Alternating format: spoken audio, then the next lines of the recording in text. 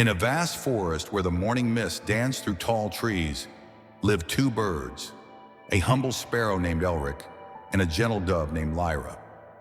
They had shared the same branch for many seasons, and though the forest was wide and wild, their hearts were always anchored to one another.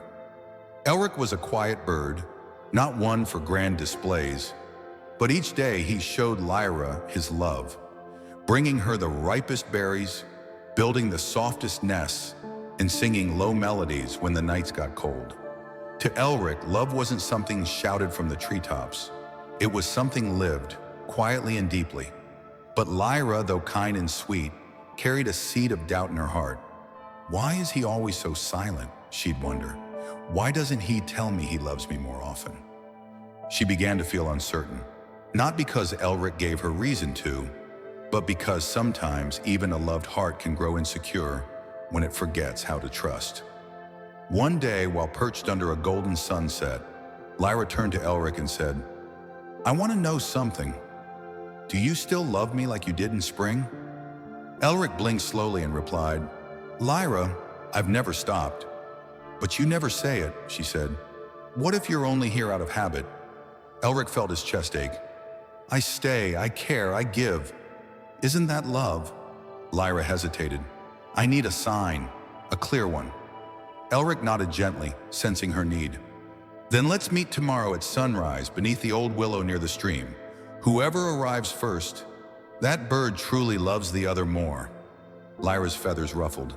"Agreed." That night, Lyra returned to their nest with a storm in her heart. "He'll come," she whispered, "and I'll be there first to prove myself." But Elric didn't go home. Instead, he flew to the old willow right after she left.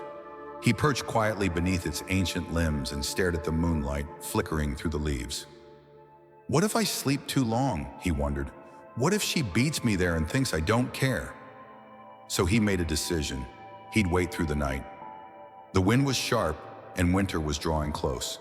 As the night deepened, frost gathered around him. Elric's wings trembled. His eyes grew heavy, but he didn't leave. "I'll stay," he whispered, "so she never questions my love again." Meanwhile, Lyra watched the stars, impatient and unsure. As soon as the first light broke the horizon, she darted out toward the willow. "He'll see me waiting," she told herself, "and he'll know I care." She reached the tree and looked around. Her heart sank. He wasn't there. Wings slowing, she perched on a branch. "Maybe I was right," she thought. "Maybe I love more." Still, a soft whisper escaped her beak. "Even if you didn't come, I still love you." But as the sun rose, something glinted below. A small figure rested beneath the tree, barely visible under a thin veil of frost. She flew down quickly, and her world stopped. It was Elric. His small body was curled, wings stiff with cold. His eyes were shut, not in sleep, but in forever rest. "No, Elric, please," she cried, trying to warm him with her feathers. But it was too late. Then she saw something, a tiny ribbon of dried grass beside him. Tucked into it, a red berry, the kind he always saved for her. And next to it, a single note made of bark, etched with his claw. "I didn't come in the morning because I never left. I waited all night, not to prove anything, but because love, real love, stays." Lyra pressed her face to his and whispered through her tears, "I didn't need proof. I needed patience, and I failed you."